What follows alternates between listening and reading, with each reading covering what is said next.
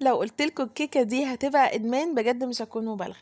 كيكة بصوا شكلها بتتكلم يعني بجد، طرية جدا وهشة جدا وغرقانة بقى في الصوصات والكريمة، وقد ايه سهلة ولذيذة الصوص منه فيه من غير صوص شوكولاتة هنتعب في عمايله ولا اي حاجة خالص. بصوا طريقتها كده سحر بجد، تحفة وروعة وطالعة بقالها كتير جدا ودايما بعملها، بس المرة دي صورتها وقلت لازم هنزلها لكم. هي الجاتو شاتو ده تحفة تحفة تحفة، هقول لكم كل التفاصيل وكل الحركات دي. تابعوا الفيديو للآخر عشان فيه تفاصيل بسيطة قوي قوي بس هتفرق في الشكل النهائي. لو أول مرة بتشوفوني أنا اسمي مريم ودي قناتي. لايك وشير للفيديو ده وكومنت حلو لما تجربوا الوصفة دي وتعجبكم. انا هنا معايا حضرت الكريمه الاول، وده في العاده مش بعمل كده بس المره دي عملت كده، حضرت الكريمه في الاول وشلتها في التلاجة قبل ما خلصت الكيك بتاعي. فالكريمه دي عملتها ازاي، او الكريم شانتيه عملته ازاي؟ دي كوبايه ميه ساقعه متلجه كانت في الفريزر، يعني انا كنت حاطه الكوبايه دي في الفريزر. وحطيت عليها نص كوبايه من السكر وكوبايه من الكريم شانتيه، او ممكن تحطوا كوبايه ميه برضو، او كوبايه الا ربع ميه ساقعه برضو متلجه، ربع كوبايه سكر ونص كوبايه كريم شانتيه. يعني كوبايه الكريم شانتيه عليها نص كوبايه سكر وكوبايه ميه. شوفوا بقى انتوا عايزين تقسموا الكميه تضاعفوا الكميه براحتكم، وممكن برضو المية تزيد على حسب نوع الكريمة اللي انتم مستخدمينها. فانا مستخدمة هنا كريمة خام نوعها اسمها المتحدة ومن غير سكر، هي خام عشان كده انا ضفت عليها السكر. هفضل اضربها بقى لحد ما توصل للقوام بتاعها، قوام الكريمة المتماسكة، وبس كده اشيلها بقى في التلاجة. هنا بقى مقادير الكيك الاساسية معايا كوباية من اللبن، كوباية من الزيت، كوباية من السكر، كوباية من الدقيق. ماشي، دول كده كل حاجة منهم كوباية. وبعد كده نص كوباية من الكاكاو الخام الاسباني، انا استخدمت الكاكاو خام اسباني وانتوا تقدروا تستخدموا اي نوع انتوا حابين. ومعايا بعد كده 2 عدد من بيض، معلقة صغيرة فانيليا، معلقة كبيرة بيكنج باودر، او ممكن تستخدموا كيس كامل بيكنج باودر، ومعلقة صغيرة من الخل. حطيت في الخلاط بدون بقى مضرب ولا اي حاجه، حطيت في الخلاط اول حاجه. بصوا انا هنا بنزل بالزيت خيط كده رفيع من الخلاط يعني عشان يديني قوام متماسك. هنا بنزل بايه في الاول خالص؟ بصوا انا نزلت معايا كوبايه اللبن والسكر والكاكاو، ضربتهم كويس جدا لحد ما السكر اختفى، وبعد كده ابتديت انزل بالزيت خيط كده رفيع من الخلاط، والخلاط شغال علشان انا عايزه الصوص تقيل قوي. وبعد كده لقيت طبعا الصوص تقل معايا وزي الفل. بصوا بقى القوام بتاعه بقى عامل ازاي اهو، صوص شوكولاته بقى ما اقولكوش تحفه. ماشي، يبقى ده كده اول تكنيك خالص معايا. حطيت اللبن والسكر والكاكاو ضربتهم كويس جدا، بعد كده نزلت عليهم بالزيت لحد ما وصل للقوام اللي انا عايزاه ده. ممكن تستخدموا يعني كوبايه او كوبايه الا ربع من الزيت على حسب ما يوصل معاكم القوام ده. لو وصل لقوام السميك ده خلاص وقفوا، يعني لو وصل بعد 3/4 كوبايه زيت خلاص كفايه، ما تحطوش الربع الباقي. خدت كوبايه بقى من الخليط الحلو بتاعي ده، شلتها كده على جنب اهي قدامكم، وبعد كده هحط باقي المكونات. بس طبعا مش هحطها في الخلاط عشان لما اجي انزلها ممكن يتهدر منها شويه، فمش هحطها في الخلاط. هحط البيضتين على الخليط واديهم ضربه كده علشان ينزلوا من الخلاط بسهوله، يعني يبقى قوامها سهل تنزل من الخلاط بسهوله. وبعد كده هحط بقى ايه باقي المكونات في الطبق بتاعي. نزلت بالصوص ده كله وهحط كل اللي في الخلاط. بعد كده هنزل عليهم بقى بالدقيق بعد ما نخله كويس جدا، والفانيليا والبيكنج باودر والخل. ممكن تستغنى عن الخل لو مش عايزينه عادي، ممكن تستغنى عن الخل، بس هي معلقة صغيرة قوي يعني برضو بتفرق جدا في ان الكيكة تطلع هشة قوي وما فيهاش ريحة زفارة البيض ولا اي حاجة.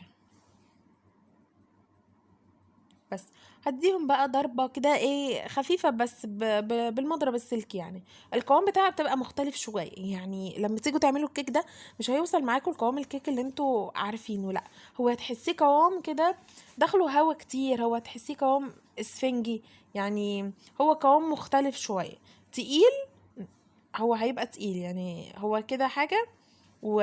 وانا لما اجي اصبه هتلاقوه تقيل عن كده. اي بقى صينية عندكم، بس يعني الخليط ده مش خليط كبير، فحاولوا تعملوه في صينية برضو ايه صغيرة، تكون مستطيلة او مدورة اللي انتوا حابينه. آه، اي بقى تقطيعة انتوا حابينها يعني.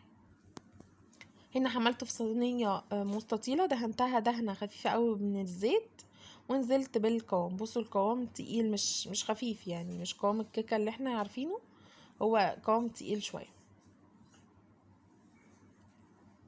بس ما اقولكوش بقى على النتيجة، وهم كده خيال بجد، الكيكة طلعت هشة جدا وجميلة جدا. دخلتها بقى الفرن على درجة حرارة 180. طلعت الكريمة، حطيت عليها معلقتين من صوص الشوكولاتة اللي في الكوباية ده اللي احنا عاملينه، وابتديت ان انا اقلبها. في نفس الوقت ده الكيكة جوه بتستوي يعني. في الوقت ده قلت اعمل اي حاجة، فعملت الكريمة دي، زودت عليها معلقتين كده من الشوكولاتة. الكيكه دي مش بتطول في الفرن، خلي بالكوا، هي بتقعد سوى الكيك العادي، بس هي علشان صينيه صغيره واحنا فاردينها شويه فمش هتطول قوي. هعمل ايه كمان، الصوص ده هنزله كده في طبق، ومعايا نص كوبايه من اللبن او ربع كوبايه بس كده من اللبن، يعني على حسب انا هستخدم قد ايه. وهبدا ان انا اضيف حبه لبن على الصوص ده، عايزه اخف قوامه شويه علشان يتفرد معايا بسهوله اكتر على الكيك، وكمان يضاعف حجمه. يعني هو دلوقتي حبه صغننين، لا انا لما ابتدي ان انا اضيف عليه حبه كده من اللبن، هو قوامه على فكره هيتقل تاني. يعني مثلا انا ضفت ربع كوبايه من اللبن وسبته في التلاجة، قوامه بيبتدي ان هو يتقل شويه اكتر. فبصوا يعني بتهيالي سمك مظبوط شويه، ممكن اضيف حبه تاني او لا، فحاجه ترجع لكم انتوا. وعشان يكون سهل ان انا افرده يعني على الكيك، الكيك طلع معايا مسام بقى تحفة تحفة تحفة، مش واسعة ومش مكتومة، وحاجة يعني روعة بجد، مفهوش ولا غلطة. ودي خطوة اختيارية، ممكن تعملوها وممكن لا، ممكن تعملوها نص نص كده زي ما انا عملتها. يعني انا خرمت الكيك بس مش اخرام كتير، وما سقيتهاش مثلا كوباية لبن او كوبايتين لبن، يعني هي كوباية صغيرة كده من اللبن، وابتديت ان انا اوزعها على الكيك بعد ما خرمتها اخرام بسيطه جدا. ودي كوبايه صغيره خالص يعني من اللبن، عايزين تزودوا براحتكم. وبس هستنى بقى لما اللبن ده الكيكه تتشربه خالص وما يكونش ليه اثر، وبعد كده اقول لكم هنعمل ايه. طبعا طبق الكريمه اهو خلاص جنبي، هبدا ان انا انزل بالكريمه بتاعتي. انا سبت بس حبه صغيرين من الخليط ده، هعمل بيه روزيتات كده من فوق بسيطه يعني. عايزين تحطوا كل الكميه وتكتفوا بالصوص بس من فوق سيبوه. حطيت كميه الكريمه بتاعتي وهسويها من على الوش على قد ما اقدر عشان برضو الصوص يكون متساوي جدا. سويت الكريمه بتاعتي زي الفل، هدخلها بقى التلاجة شويتين 3 4 كده، يعني مش اقل من ساعتين، عشان خاطر لما انزل بالصوص اعرف برضو اسويه وما يتبهدلش ده على ده. في كيس حلواني حطيت فيه البلبله اللي انا عايزاها، هعمل منها الوردات اللي انا قلت عليها، وهنزل بالكريمة احطها في الكيس وهشيلها في التلاجة لحد ما اجي ازين الكيك بتاعي. وده شكل البلبلة اللي انا استخدمتها النهاردة، ولو حابين ان انتوا تعرفوا شكلها. طلعتها بقى من التلاجة وكانت متماسكة معايا، اقدر ان انا بقى احط الصوص بتاعي. بصوا قوامه تقل عن ما دخلناه، فانا هديله تقليبة كده معاكم، وبعد كده انزل بيه على الكيكة واسويها برضو حلو جدا.